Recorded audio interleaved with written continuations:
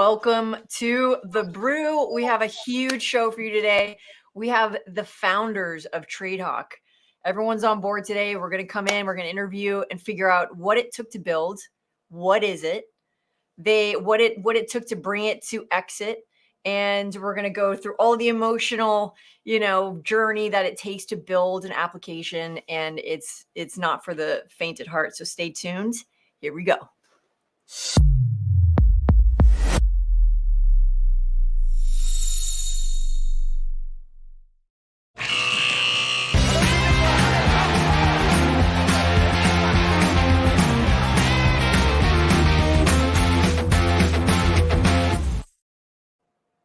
Welcome. All right. What, Mo? We switched shoes today. The right? Tradier Hawk crew. Oh my God! Unbelievable. Right. Hey, that was a great cold open. I think you should do them from now on. No way. All right. So awesome. First, who are you? We want introductions from the two of you. You guys are the main founders. So Tradier Hawk, tell us how you got into it. So let's start with you, Lex. What were you trying to solve when you built Tradier Hawk? And okay, who are you? Yeah, so first of all, this is Costa. Hi, Costa. He's the grumpy technology person. Okay? That's who he is. He's only saying that because it's true. Okay, but I have to say, the best CTOs are poets because they have creativity and efficiency of expression. So you are the poet of the group. Right? Look at you. That's impressive, Mal. That almost was like a bar shirt. I love it. Very impressive. All right, so go ahead. So Tradier Hawk. So I'll go way back, but I'll be quick. So Costas and I have known each other for pushing 23, 25 years probably now. Oh, wow. I didn't know that. With a consulting group in my old firm, trading firm, and they built the first round of technology in the trading industry, the market making trading industry, probably in right around 2098. Yeah, 2000. Okay. Sorry there. So we started there, and it was called Brisk. Okay, it was represented Boda Risk Systems. A combine it called it Brisk. Yeah, that's right. But that product was built to solve a real problem on the trading floor because we market makers never used any sort of computer to manage our Greeks and our positions and all that stuff. We did it on paper. So we would write things down on paper, cross things out, scribble, throw things in the air. So that system was sort of a big front runner to modern day trading systems, but for a professional market making firm. Right? Okay. That was the first one. You want to add anything about that? That era? No, just it came around the time with CBOE hybrid. So it was one of the first ones to connect to the CBOE hybrid. Yeah. That's right. So repeat that. We didn't quite hear you on that. So say that again. CBOE hybrid. Yeah, it came out around the same time that the CBOE hybrid system. Okay. CBOE was coming out, so it was one of the first attempts, at least for Boda, to have an auto-port system. Right. So hybrid, you mean switching over from paper to digital? Well, that's what they called it. Actually, they called it hybrid. Right, and what it meant was that markets were going to start being posted digitally, so through a computer, as opposed to sheerly open outcry and yelling and screaming. Yeah. So we went from a fully manual, world of a bunch of traders yelling and screaming quotes to a quote reporter, a human being who was taking quotes in as he or she heard them, to this hybrid mechanism where everyone could come in and plug in their computer and disseminate markets across multiple classes and multiple option strikes. So it was the kind of the very beginning of moving from a floor-based world to a very technical hybrid and then ultimately fully digital electronic world. Basically, yelling at the computer instead of yelling at right, exactly. So pros and cons. So security wise, so what's the back end cybersecurity? Are there any cons or pros? And then what about, as far as you guys on the floor, there's probably a quality of life improvement. Unless you're an adrenaline junkie. Yeah, right. I don't know. Security wise, I don't think we really. It was a closed environment. So there was no outside access. Okay. You either had access to go to the floor and turn on that computer, or you didn't. Right. Okay. So then this program translated over to Tradier Hawk. No, Mm, no. no. There was an iteration in there. Yeah. So, Many iterations. yeah, there's many iterations. So what happened then was that company was sold. That product was sold in 2005, let's call it, right around there. So that piece of software went with the, with the company and the whole clearing and trading firm.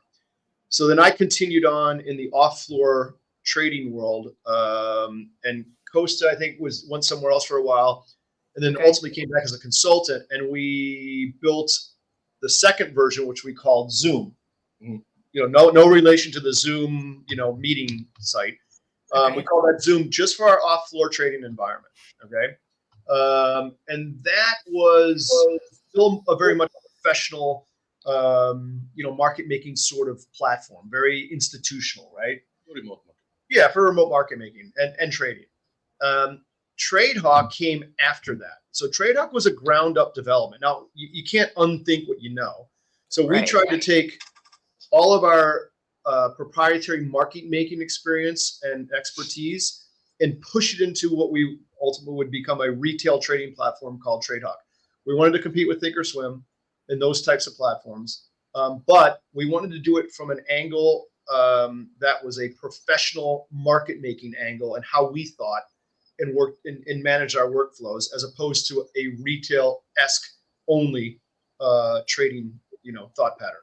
So that's probably the most important thing about the application. So explain a little bit, if you're going to give, 3 points of what differentiates, like if you mix in market maker, which is, behind the scenes in the back doors of everything, with retail traders, what's the leg up you're giving people when you do that? Like, what does it look like? What are some features that represent that? So from my end, it would be, I think, risk management. There's a lot of math that goes into it that Lex, as an institutional trader, like, he keeps talking about it, and usually I'm like, what did he just say? So there's a lot of that in there that makes it easier to at least visualize and understand what. Yeah, it's a good point. Speed of trading. It's at least we like to think that it's very easy to use and efficient in sending orders out. But you probably know more about the difference between, because I've only been.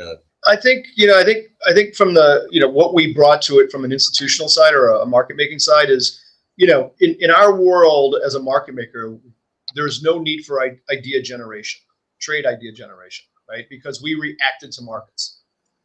So that was a little bit of a hurdle to morph it into a retail, because retail folks need to do the exact opposite. Oh, right.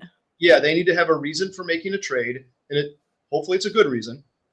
If a retail trader has an expertise in direction, God bless, because that is the hardest thing in the world to figure out. Okay, and we've debated about it. We don't have a ton of idea generation in the platform that says, hey, this signal's here and you should sell it, and this signal's here, you should buy it. We let the user do that for him or herself. But we're getting to a point now where we want to add a bunch of automation to the process, so that someone's workflow, and I always use the word workflow, someone's workflow can be come in the form of, like, let's call it a bot, for lack of a better term, right? So they can put together some conditions, and if the conditions are met, the trade will be made. So that's where the retail world, from what I found, is moving to, because, and Molly, you and I have talked about this. Every one of our retail traders, right? They all have a main day job. They love trading. I mean, not all, but almost nearly all of them. They love trading. They love investing some of their own money, but they can't be in front of the computer all the time. So naturally, they want some sort of automated workflow to help them along the way. It can be a signal. It can be an alert. Who knows? Those kind of things. So we're really putting a lot of thought into how we can make that great. South of that, where we are now, any sort of trade that you're going to push to the marketplace can be done nearly instantly. You can create your own spreads, save them, repeatable sort of things that you always do. You can create a custom version of that for yourself. It's a right-click sort of functionality. You pick your spread, fills it in, you adjust prices, fine-tune it, send it out, right? I think one of the really neat things about TradeHawk is the simulator aspects of it, where you can really, before you jump in, you can graph, you can project and change. So tell us more about that part. Yeah, so I'll go first, and with the what we call it, what if. So the way we looked at it in the trading world is, what if I had this trade on, or this spread on, or this position on, and XYZ happened. So what are XYZ? Well, big shocks to implied volatility could happen, big movements to the underlying, plus and shocks to implied volatility. So a lot of different moving pieces to what can affect a position. So the what if component is a risk simulator within TradeHawk that's really pretty advanced. It's not advanced to use. All you need to do is throw your position in and hit a button. So yeah, to interrupt there, it's advanced, but it's not, because I am not a professional trader, and in trying to use and sorry to interrupt you. By the way, the guy who invented the euro has no finance background. He's actually an MIT engineer. So that's probably a good thing, because then you can yeah, that's where I was going. It's a combination of all the advanced knowledge Lex has that I don't understand half the time he's talking, trying to put into a system that I can understand from the other side. So we're meeting somewhere in the middle where it's advanced, but it's not crazy. It's right. You can understand it, even though you're not. It feels like lowering the barrier of entry. Yep. So, and I always use the analogy of the stoplight, which I'm going to go back to. It's red, green, and yellow. You as a car driver know what to do when you see one of those colors on the stoplight, right? You either stop, you yield, or you go, right? Well, it's like that. We try to make TradeHawk like that, where there's a lot of working behind the scene to make it be red, yellow, or green. Some technology there, and no one understands how that works really, unless you're a stoplight maker. But you don't have to. You just have to know how to use the output that the platform gives you. And if you can understand that, which we tried to make it very understandable, you can be effective, right? So we gave a lot of ability to journaling, volatility sort of analysis in our volatility workshops. Greeks. Yeah, Greeks, tons of Greeks. A lot in the what if. There's all kinds of great metrics to really slice and dice a position. I would say the super advanced user, though, someone who comes from more of a background like I have in the pro side, they typically don't use a what if. They don't need to analyze an iron condor or a call spreader. They already know what it is. That's a big difference, though. Like for you, between him and me, I have to go before I do any kind of trade. I have to go in there and spend a lot of time just to figure out my break-even points. Mm-hmm. So there are things to him that are obvious because of his experience, and should be obvious to him. So the system gives you both paths, right? If you don't need it, you don't use it, and if you do need it, it's a very easy button click to get it to where you need to get it, and do your analysis. And then obviously from that point, you can send the trade out just like that, right? So you guys have built a couple of programs, it sounds like. So for everyone out there who's starting on a new project, what does the day-to-day look like? So how does a non-professional trader who now trades go to Lex, who's a total brainy expert, and you've got two brains on two sides of the world? What does a day look like as far as coding? So I need this to do this, and then you go code, or tell us what that looks like. So yeah, it's a lot different than it was 20 years ago, right? After all this time together, all he's got to do is say 2 or 3 words, and I got my requirements. I know exactly where he's going and what he needs. So it's a lot easier than it used to be. Mm-hmm. Got it. But for the most part, usually he'll come up with an idea. We'll debate it. Don't let him be nice here. Don't let him sugarcoat it. He'll yell and scream at me, tell me it's stupid. Yeah. And then he'll come back a second time and be like, I was thinking about that idea you had. It's probably still. It's probably still stupid. Well, half the time is me trying to understand what he's describing, because he's thinking in his head, but I have to understand what he's saying. And by the way, you're doing that for retail traders. They're trying to understand as well. So you're translating the genius into. And by the way, simplification of anything complicated. That comes at the end, right? Yeah. So that's a good point. Let me give him some credit here. He's not going to do it for himself. It's really difficult when I start spitting things out. If he didn't understand options as well as he does, it would be really, really difficult for him to make the programming decision, right? Because he has such a great knowledge of options, right? For a programmer in that space, he's a great commodity. I don't want to make you sound like a piece of meat either. Yeah, Lex. That was He's a cold. great commodity piece of meat. No. But so that whole I get part paid of by the pound. They weigh me every morning here. that whole conversation is light speed now. So now he doesn't really have to interpret as much as he thinks he does. What he has to do, and what he's very good at, is he has to first understand the problem, which he does instantly, and then in his speak, his language, make it work. Because I am notorious for saying, here's how a layman does it. Here's how I want it to look. I don't think about anything in the back end and how it's going to, put that output out there. I said, this is what I want. Make it happen. He has to figure out what those steps are. That's what I meant by it's much easier now. Because before we would have to write everything down, talk about it, and now at the point where after a couple of talks we can do a quick prototype. You just do like a Vulcan mind meld, and you're like, I understand. I will go build. So you have two things. So you guys are building together for a while. So not only does the relationship change and you learn how to work and speak each other's languages, but also the tech has probably changed. So back then you're probably building absolutely ground up from scratch. And I imagine now you probably have pre-coded packets that you can embed. Do you use those, or how do you? No. So there's some that we use. Win a few, you lose a few, right? So if you do use packages, you lose the flexibility of like saying, I want to click here and I want it pink A, B, C to happen, right? So if you, depending on what package you have, the answer may be sorry. Right. But so what you gain in financial now, I'm sorry. What you gain in financial efficiency, you lose in flexibility. Yeah. However, what we do have now is there's a lot of libraries. There's a lot of stuff. Pretty much every problem that I'm going to run into has been solved. And the code is out there.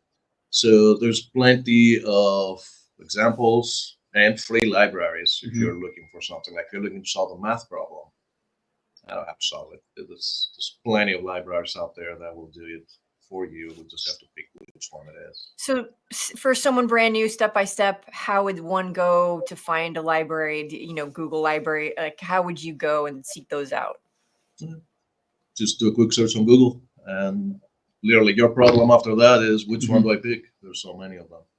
Where back in 2000, it was hard to do a search on the web, but you have to go hunting for books.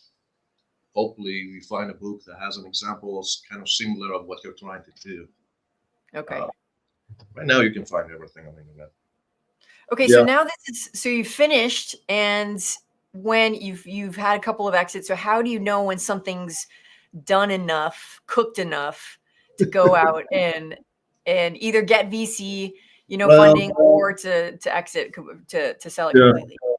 Are we talking about code? Yeah, it's never done. I was going to say we have this little joke when Trade Hawk's finish and he will never be finished. So my grandchildren will be working on it. I mean, the problem is that and Molly, you know this well from all our shows that we do.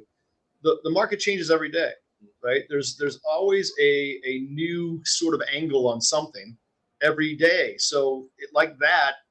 We're going to have to respond to some sort of new regulatory sort of item, perhaps. We don't know.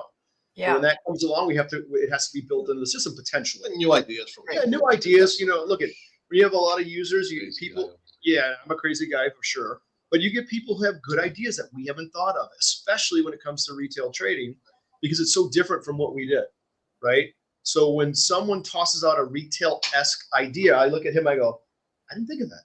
That's a good one. I think that's really good, right? And he looks at me and says, "No, that's a stupid idea."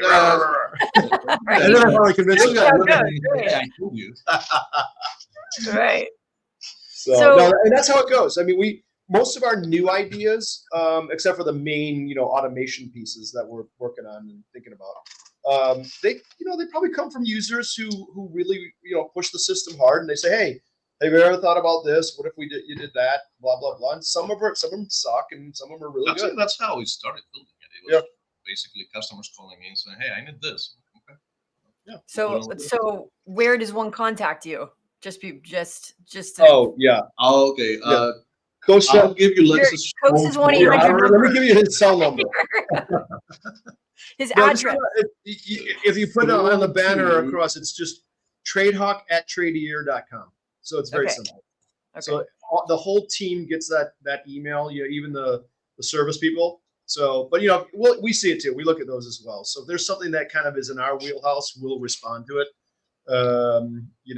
And I don't care if people email me either. It's just lex@tradier.com. Everyone knows that.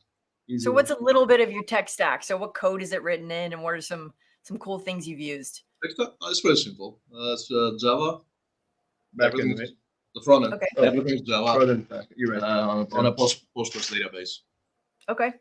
So then you probably have, ever evolving storefront. So you probably have to have a flexible API to a backend to change to make it more user friendly and do you ever, as it's about to evolve and you guys are going to start to add these things in, what can we expect in 2024? What can we expect? Ooh, good question, Mom.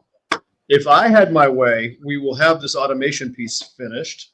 Okay. And something that we called in the pro trading world, we called it ADX trader, Alpha Delta X-ray. We will not call it that in the new world, in the retail world. We're going to come up with something cuter and catchier. Okay.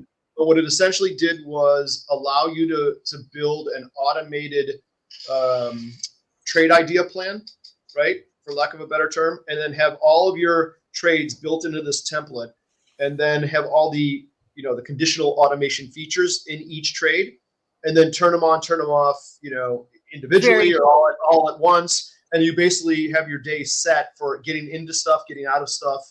And it's all coded for you. You're not coding. And we're really doing this not for the end user, but to cater to Lex's golfing career. Is that correct? Exactly right. Okay. You can't be in front of the computer all day, and I'm in front of the computer for a few hours trading. All right. Not even that much. And the time I'm away from the computer is when I hurt myself. I hurt myself. Can we have a button where I press it? Make money button. I go golfing, I come back, and I make money. Yeah. All right. There's going to be a big dollar sign. Just hit the dollar sign and off you go. Okay, cool. All right.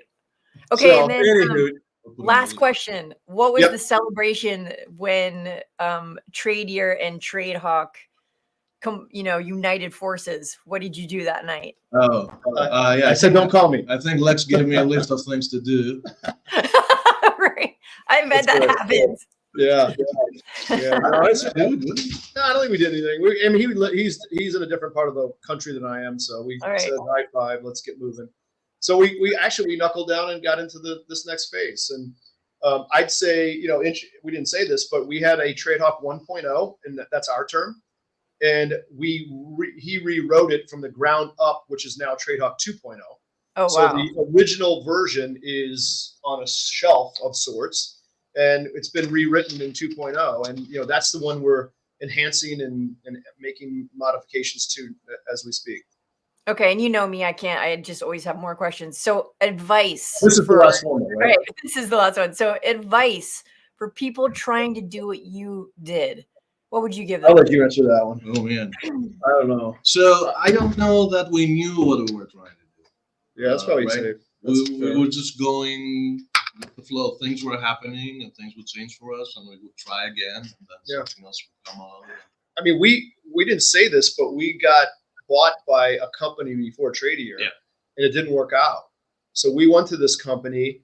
They got bought by private equity, right? And then the private equity firm wanted to stay in the institutional side of their business, which was their predominant side. They didn't want to have any retail presence. So we were the retail side, and that happened in 2 months. It felt like 2 months. They carved us out and said, "Hey, here's your system back." That was my first question. The system, right? So we got that back in full, and then we went back to work and modifications. So then it was like, okay, now what do we do? Right, we can keep trying. So it wasn't a plan. Hey, one day we're going to build a system and we're going to get full-time workers. Right.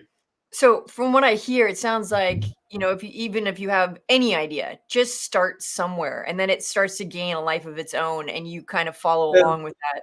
Yeah, so the harder you work, the luckier you get, right? So the more you try, you just don't know where you're going to end up. Right. Yeah. Brilliant. Okay, it's so been a fun ride. You what? I said it's been a fun ride. It's been great. And I think I think it's only getting better too. We're learning more and more, so that's good. All right. I So want to see how you wrap this up, Mal. You're going to do a great job wrapping this up. Trade Hawk 2024. Trade Hawk 2024. Excited to see what's coming. And you can actually contact these guys. So let's say you are a user of Trade Hawk or you're not a user of Trade Hawk and you just want to ask them questions about building, then you can call them. And if you are a user and you want something built, we're going to put both their addresses so you can just ring their doorbell. Just come on over. That's right. No, send us an email. And what we also do that folks should know is I do a lot of one-on-one demos online. So there's a link for that on the website, tradier.com. You can find the Trade Hawk site in there. And then there's a place to schedule a one-on-one online demo, and I will walk you through the use of the platform. It takes about 30 to 45 minutes. We record it, and then we send it to you so you have it as your own personal user guide. That's amazing. So it's a great way to really get into it. And that's a total tips and tricks sort of effort too. People have really, esoteric questions, and we dive right in. So okay. Yep. All right. Thank you guys. Yeah. Thank you. Appreciate this. Thanks for taking the time. And until next time. And thanks for coding this, because we all love this program and probably are lost without it. And I would really like my outdoor events to be improved by your additional builds. So get going on that. We got it. We got the cover, Mal. All right. Bye, guys. Have a good one. Bye, Mal. See you.